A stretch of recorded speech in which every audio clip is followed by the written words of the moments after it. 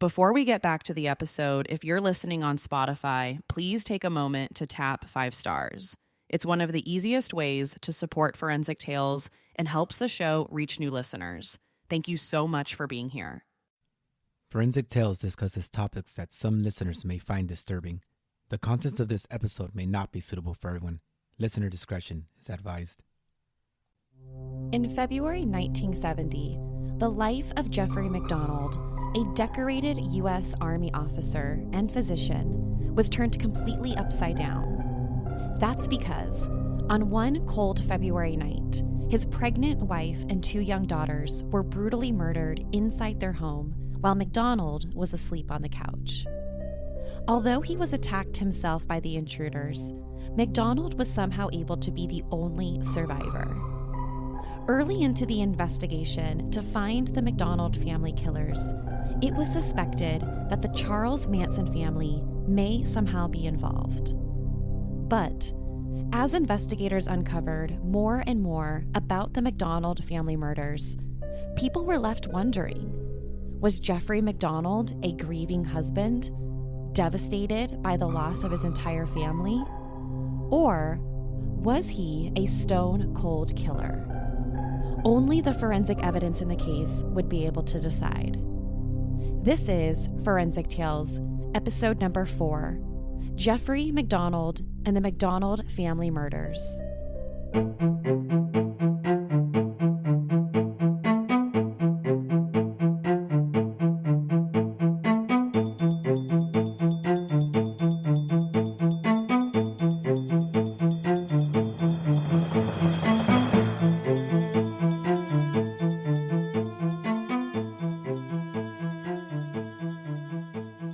Welcome to Forensic Tales.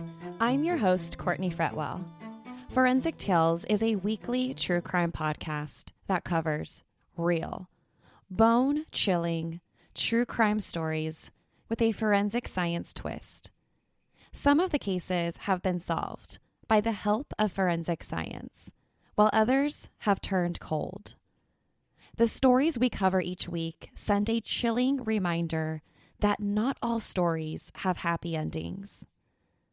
If you're interested in supporting the show and getting early access to weekly episodes, bonus material, ad-free episodes, merchandise, and so much more, consider visiting our Patreon page, patreon.com/forensictales. Another great way you can help support Forensic Tales is by leaving us a positive rating with a review. Now, let's jump right into the story of that decorated U.S. Army officer and physician known as Jeffrey MacDonald. Hi, everyone. Welcome to episode number 4 of Forensic Tales. The case we're covering this week on the show captured national headline news when the story first broke in February 1970. The story didn't just make national headline news because of how horrific the crimes were, but because it was a case that also involved a decorated U.S. Army officer and physician. I'm talking about Jeffrey MacDonald. Back in the 70s, Jeffrey MacDonald was living a life that many would consider the all-American dream. He had a beautiful wife, 2 young daughters, and a baby boy on the way. He served his family, he served his country, he spent a life serving others.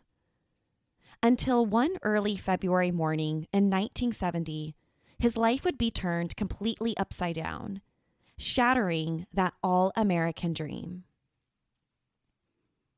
Our story this week has a slightly different beginning than our last week's episode. In last week's episode, episode number 3, we covered the case of Gary Ridgway, better known as the Green River Killer. Ridgway's life didn't start on the right foot. He had a difficult time in school and even more trouble at home. Many of Gary Ridgway's childhood experiences actually shaped him into becoming a violent serial killer as an adult. But our story this week begins on a very different note. Jeffrey MacDonald was born in Queens, New York on October 12, 1943. He was the second of 3 children and by all accounts grew up in a very loving and stable household. He attended high school in Long Island and was voted most popular and most likely to succeed in high school. In school, he was also the senior class president and captain of the school's football team. As a child and teenager, he was really seen as the, quote, all-American superstar. Right from birth, it seemed like he had everything going for him. He was Mr. Popular around campus, the most valuable player on the football team, and he also had the brains to match his athletic abilities. In school is where MacDonald met his girlfriend, Colette Stevenson. Born just 5 months after him, Colette and MacDonald were smitten with each other. They quickly became high school sweethearts. After high school, MacDonald received an academic scholarship to attend Princeton University, a university with an acceptance rate of less than 5%. Even though he was incredibly excited to be accepted at a university like Princeton, this meant that he'd be moving 100 miles away from Long Island to New Jersey, leaving his girlfriend Colette behind. But being 100 miles apart from one another didn't break the relationship. In fact, in September 1963, when MacDonald was a junior at Princeton, they found out that Colette was pregnant. So after finding out they're going to have their first child together, Colette and MacDonald decided to get married and then welcomed their first baby girl, a girl they named Kimberly. Just a few months after Kimberly was born, MacDonald graduated from Princeton and moved their little family to Chicago so he could attend medical school at Northwestern University. 3 years into medical school, on May 8, 1960, MacDonald and Colette welcomed their second child, another baby girl they named Kristen. At this point in their lives, things were going really well for the family. MacDonald was just about to finish medical school. Him and Colette had 2 beautiful girls together. MacDonald seemed to be checking all the right boxes in life. MacDonald graduated from medical school in 1968, completed a couple internships before joining the U.S. Army in July 1969. As is the case with most military families, they didn't have a choice where MacDonald was going to end up stationed. So that's when the family ended up moving to Fort Bragg, North Carolina. At the start of MacDonald's military career, things were going really well. He was awarded the rank of captain and was assigned to the 6th Special Forces Group, where he worked as a surgeon. Things in MacDonald's life seemed completely normal, up until one February morning in 1970. At 3:42 a.m. on February 17, 1970, Fort Bragg 911 dispatchers received a call from the MacDonald residence. The caller was heard saying, "Help, 544 Castle Drive, stabbing, 545 Castle Drive, stabbing, hurry." After that, the phone line went dead. Within 10 minutes, 4 Fort Bragg military police officers arrived at 544 Castle Drive, the MacDonald's home. Initially, the police officers thought they were responding to some sort of domestic violence in the house.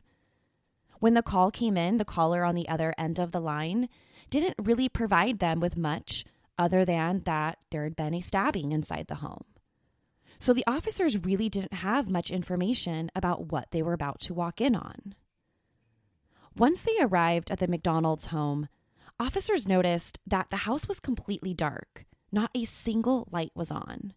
It almost looked like no one was even home.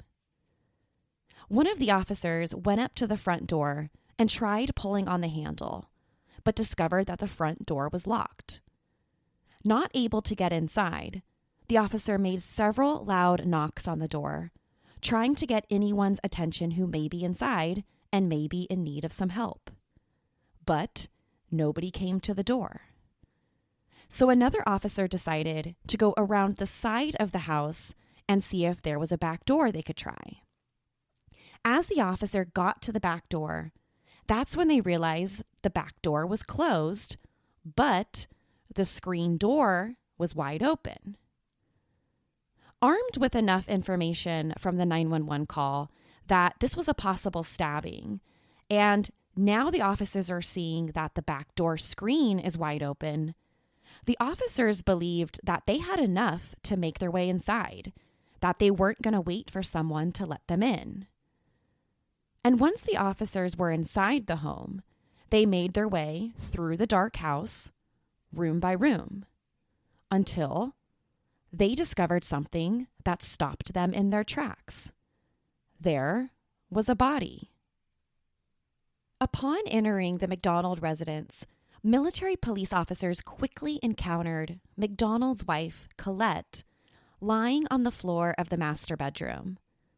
Officers quickly approached Colette and discovered that she wasn't breathing. She had no pulse. She was dead. When officers found her, Colette was lying on the floor with one of her breasts exposed from her nightgown. The injuries to her body were incredibly brutal. She'd been stabbed 21 times with some sort of sharp object and had 16 separate wounds to her neck. Both of her forearms had been broken, suggesting that they'd become broken when attempting to raise her arms to protect herself.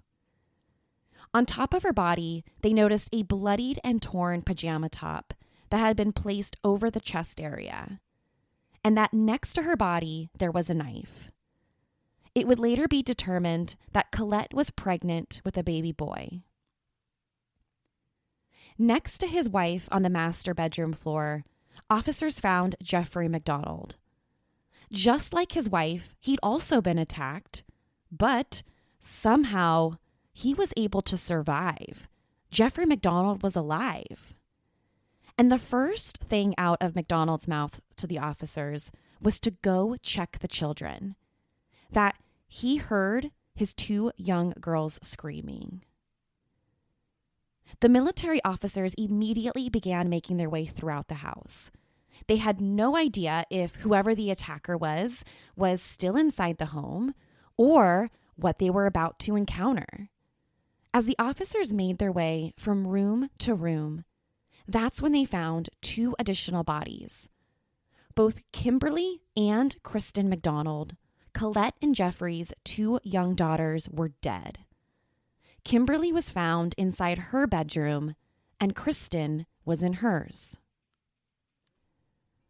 Colette, Kimberly, and Kristen all suffered brutal injuries. 5-year-old Kimberly was dead, tucked inside the sheets of her bed, and just like her mother, she'd been bludgeoned across her entire body, from head to toe, and had been stabbed in the head between 5 to 8 times. The blows to her body and head were so severe that whatever was used in the attack caused bruising in the brain, which would have led to a coma and then led to death. Down the hallway from 5-year-old Kimberly, officers found 2-year-old Kristen dead inside her bed. She'd been stabbed with some sort of sharp object 33 times across her chest, head, and back. One of the stab wounds had penetrated her heart. At this point, Fort Bragg military police officers knew that this wasn't some sort of domestic disturbance call that they thought they were responding to. This was now a triple murder that left only one surviving member of the family, Jeffrey MacDonald, the Green Beret surgeon. MacDonald was quickly rushed to nearby Womack Hospital, located on the military base just a few miles away. While MacDonald was taken to the hospital, additional detectives and investigators arrived at the home to try and figure out who was responsible for such a brutal attack on this family. When investigators started looking around the master bedroom where Colette's body was found, 2 things stood out to them. Number 1 was that torn pajama top found draped across her body. It was as if someone maybe tried to cover up this massive wound she had to her chest. And then the second thing was the word pig, P-I-G, had been written in blood across the wall just above the headboard of the bed. Now, if this sounds familiar to you, then you're right. Us true crime people all remember Charles Manson. Charles Manson and his family members infamously wrote the word pig in blood across the wall of Sharon Tate's home back in August 1969. We remember that night, Manson family members brutally murdered Sharon Tate, as well as her unborn baby and a couple of the house guests she had over that night. And this happened just a few months prior to the murders at the MacDonald's house. So right away, people were starting to connect the dots. When we saw the Manson family writing pig in blood, and then now at the MacDonald's, we're seeing the same exact thing, leaving many to wonder, could these murders be somehow connected? Could we be looking at another Manson family murder? So after MacDonald was transported to the nearby hospital, detectives from the Fort Bragg Police Department were already there waiting for him. Because he was the only member of the MacDonald family to survive this attack, detectives knew that he was going to be a key piece of evidence to try and put together what really happened that night. One of the first things detectives noticed about MacDonald was that his wounds. He had obviously been attacked, just like Colette and the girls, but something about his injuries were different. The difference was that the injuries seemed to be far less severe than the rest of his family. Either MacDonald himself got extremely lucky that whoever did this took it easier on him, or there was some other explanation as to why he was the only one to survive. MacDonald's injuries included several cuts and bruises across his body, fingernail scratches to his face and chest, a mild concussion, and the worst of it being a single stab wound to the chest that landed right between two of his ribs. The stab wound to his chest was interesting for a couple reasons. Number one, detectives found it unusual that his wife and girls had been stabbed 20 times, while he was only stabbed once. Number two, the emergency room doctor noted that the wound seemed to be clean and only measured 5/8 inches deep. Again, much different than the type of stab wounds that the rest of the family suffered from. After the attack, MacDonald spent about a week in the hospital before he was released. And after he was released from the hospital, that's when Fort Bragg detectives were finally able to sit down with him and ask him some questions about what he may have saw that night and to try and figure out who was responsible for murdering his entire family. And once detectives sat down with him, this is what he had to say about what happened that night. MacDonald said that on the night of the murders, he'd fallen asleep on the living room couch. He doesn't remember what time it was, but he said he fell asleep on the couch because their daughter, Kristen, had wet the bed that night. Kristen had been in MacDonald and Colette's bed. He then said sometime after falling asleep, he was woken up by the sound of Colette and Kimberly screaming. But before he could get his bearings, that's when he said he was attacked by 3 male intruders. He said one of the intruders was black and the other 2 men were white. He also said that there was a female with them who had long blonde hair, was wearing high-heeled boots, and wore a white floppy hat that covered most of her face.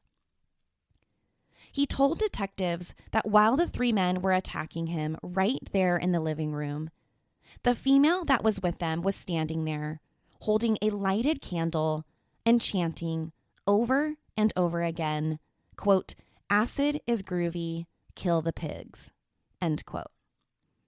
Next, he said the three men started attacking him with a club and an ice pick.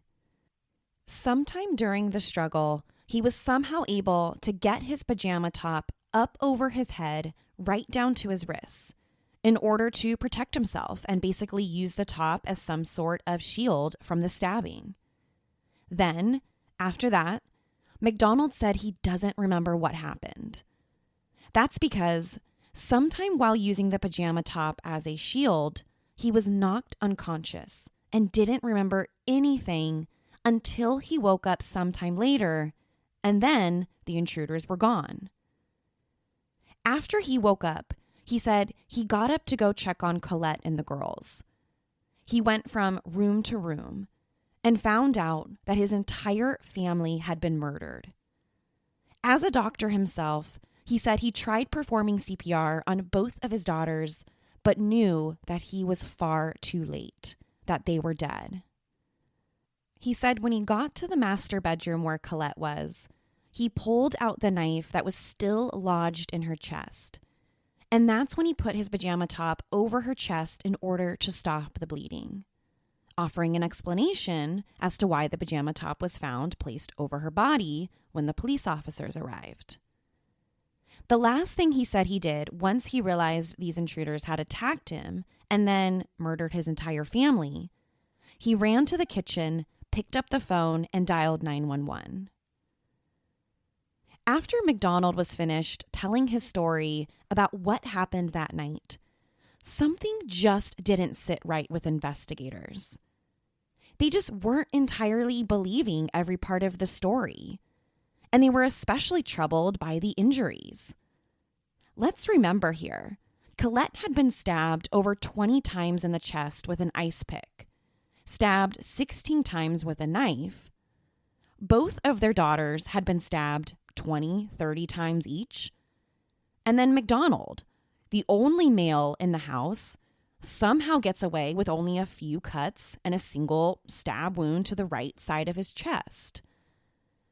Well, if investigators were troubled by the disparity of injuries, they were even more troubled by the forensic evidence found inside the home. Investigators assigned to the MacDonald family murders tore that house upside down, looking for any physical or forensic evidence, either to back up MacDonald's story or figure out what the truth was. One of the first places investigators collected evidence from was the living room. The living room where MacDonald said the intruders attacked him while he was asleep. The first thing they noted was that the living room showed very little signs that this was a room where a life and death type struggle took place in. That's because besides a coffee table being turned upside down and a flower pot being broken, nothing else in the living room seemed disturbed. Everything inside the room was in pretty good and normal condition. The next thing investigators collected as evidence was something that was found all over the house, and that was tiny fibers belonging to that pajama top that MacDonald had on that night. The same top that MacDonald said he used as a shield, and the same top that was placed over Colette's body to stop the bleeding. Well, tiny fibers left behind from the pajama top were found throughout the house. They recovered fibers from underneath Colette's body in the master bedroom. Fibers were found in both Kimberly and Kristen's bedrooms, indicating to investigators that MacDonald was wearing the top when he went into the girls' bedrooms and the master bedroom. This is a key piece of evidence because MacDonald said he took the pajama top off while he was being attacked and didn't pick it up again until he placed it over Colette's body. He never mentioned to investigators that he put the top back on before checking on Kimberly or Kristen, or why fibers would be found underneath Colette's body. Investigators also studied the murder weapons themselves that were all left behind by the intruders. Outside the back door of the home, they recovered a kitchen knife, an ice pick, and a 3-foot-long piece of wood. The first thing they noted was that all 3 murder weapons were items that were found inside the home. They were all items that belonged to the MacDonalds, which meant that the intruders would have gone into the home not carrying any weapons themselves and would have had to rely on being able to find weapons from within the home to execute these murders. Next, the investigators looked at were a pair of surgical gloves that were found in the master bedroom beneath the headboard where pig had been written in blood. It turned out that the surgical gloves were an identical composition to a supply that MacDonald kept in his kitchen. Either the intruders went into the kitchen themselves to go put on the gloves, or there was another possible explanation. About 2.5 months into the investigation, Fort Bragg police officers felt like they had enough physical and forensic evidence that proved MacDonald was lying, that the evidence didn't support his story about the 4 intruders. So on May 1st, 1970, the Army charged MacDonald with 4 counts of murder. Because the murders took place on Fort Bragg military base, the case was charged in military court. MacDonald was arrested and charged with murdering his entire family because the evidence in the case, well, the evidence just didn't add up to his story. Here's what military police and prosecutors believed what really happened that night. Investigators believed that on the night of the murders, an argument broke out between MacDonald and his wife, Colette. Possibly they started arguing over the bedwetting incident that happened earlier. Sometime during the argument, things escalated. Colette may have become so angry that she struck him over the head, causing the mild concussion he had at the hospital.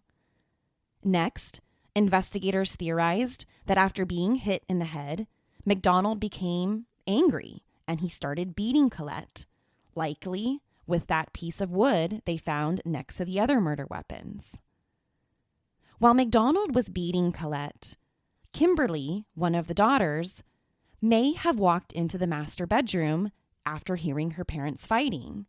And then Kimberly was struck, possibly by accident, by that piece of lumber that MacDonald was using to hit Colette with.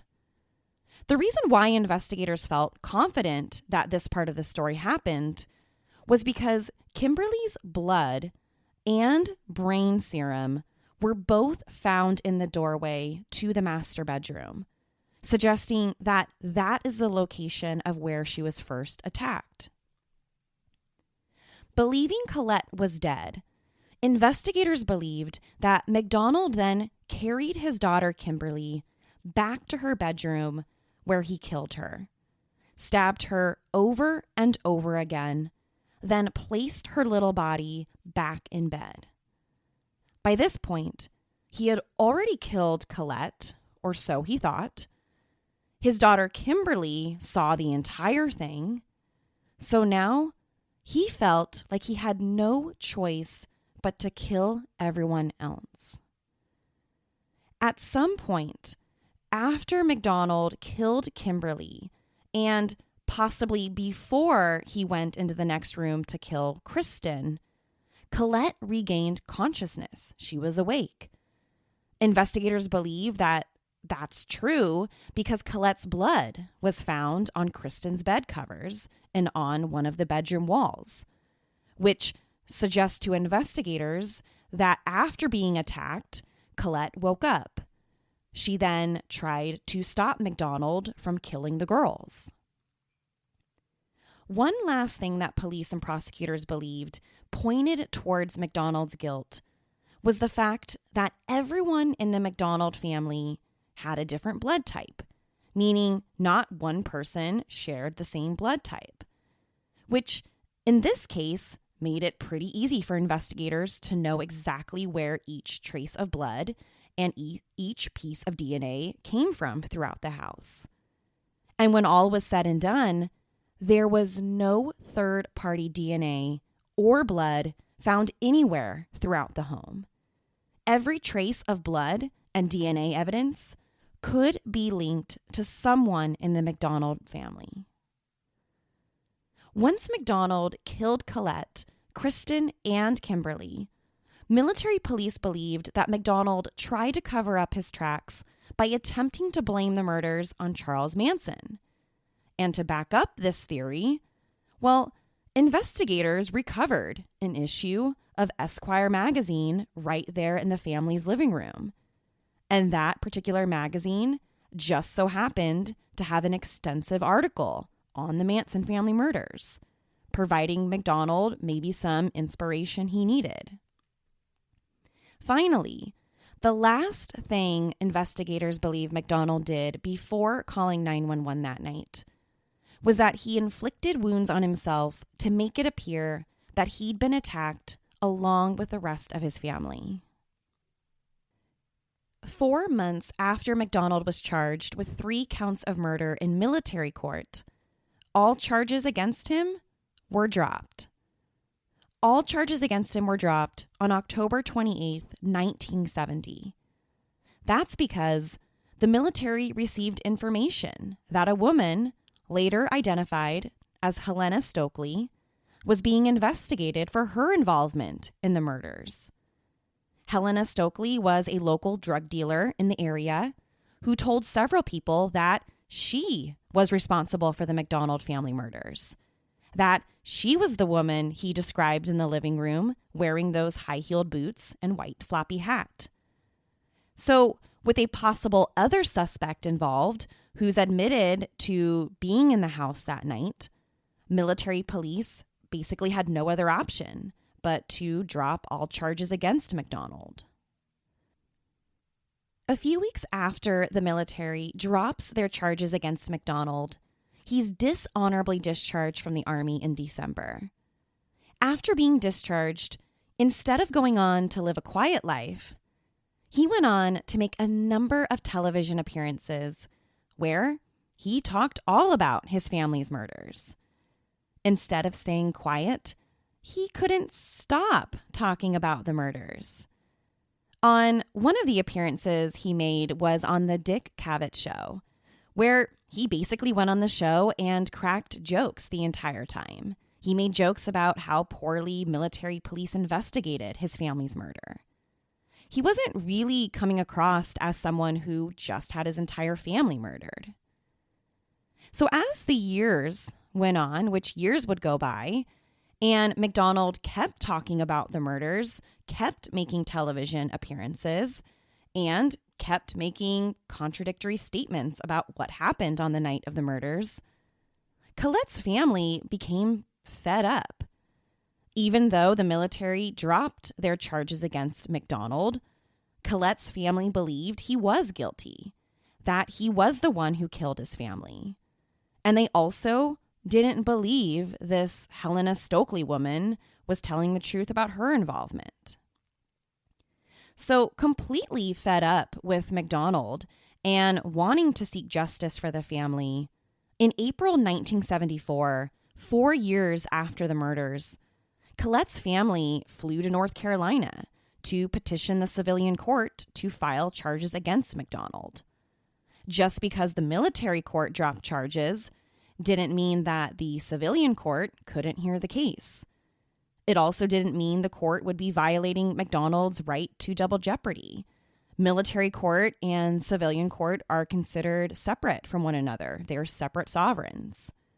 So in April 1974, the court agreed to review the evidence in the case, and the court even agreed to convene a federal grand jury to hear evidence.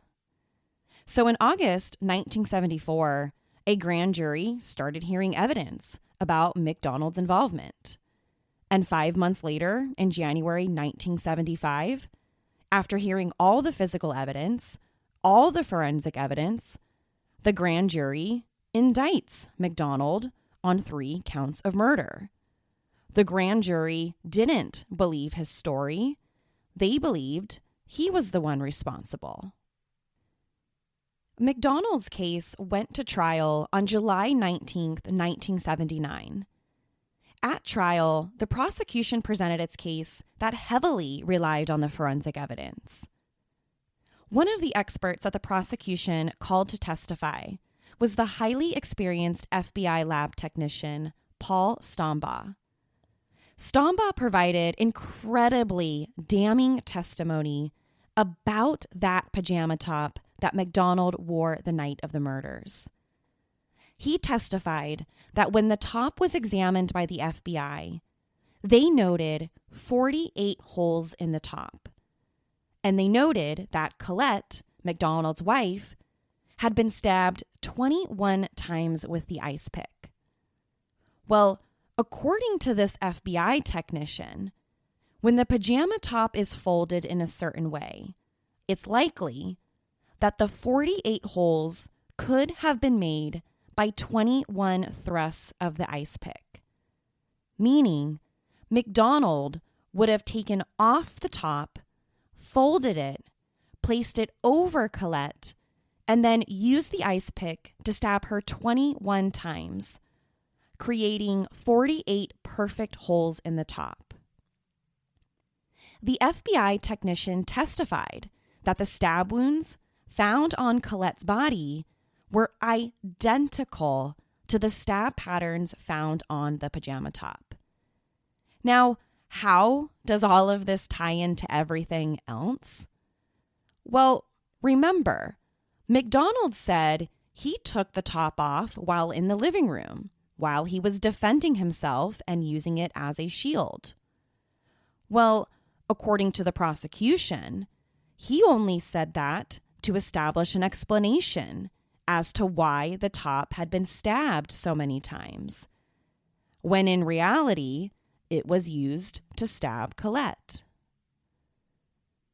Jeffrey MacDonald's murder trial concluded on August 29, 1979, when he was convicted of 1 count of first-degree murder for the death of his daughter Kristen and 2 counts of second-degree murder in the deaths of Colette and Kimberly. For murdering his entire family, including his unborn son, MacDonald was sentenced to life in prison for each murder, life sentences that would be served consecutively. Following his conviction, Jeffrey MacDonald maintained his innocence, sticking to the story about the 3 male and 1 female intruders. Even after Helena Stokely, the local drug dealer who admitted to being involved, well, she later on died and was eventually cleared as being a possible suspect.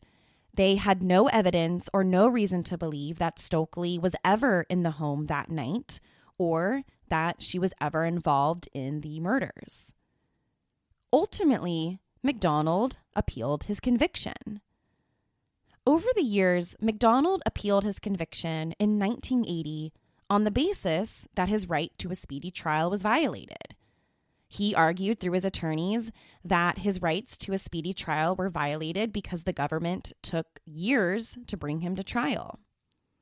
Of course, the case went up to the Supreme Court, where the Supreme Court found that his rights weren't violated and that he wasn't entitled to a new trial. MacDonald continued to fight for a new trial and maintained his innocence, claiming that he didn't murder his family. While in prison, he met and married his second wife, a woman by the name of Catherine MacDonald, in 2002. And together, they have made several attempts at parole, to which all of them have been denied. The case of Jeffrey MacDonald and the murders of his entire family is a remarkable case where it comes down to the forensic evidence. The most interesting aspect to me is that this case was largely decided on the stab patterns found on Jeffrey MacDonald's pajama top. Without forensic science, Jeffrey MacDonald may have gotten away with killing his wife and 2 daughters. Without skilled experts in the fields of DNA and wound patterns, our criminal justice system may have let a guilty man get away with murder. Forensic Tales is a Rockefeller audio production. The show is written and produced by me, Courtney Fretwell. For a small monthly contribution, you can gain access to bonus content and be one of the first to listen to new episodes. Or, if you simply want to support my show, head over to our Patreon page, patreon.com/Forensic Tales. You can also help support the show by leaving us a positive review and telling friends and family about us. For a complete list of sources used in this episode, please visit forensictales.com. Please join me next week. We release a new episode every Monday. Until then, remember, not all stories have happy endings.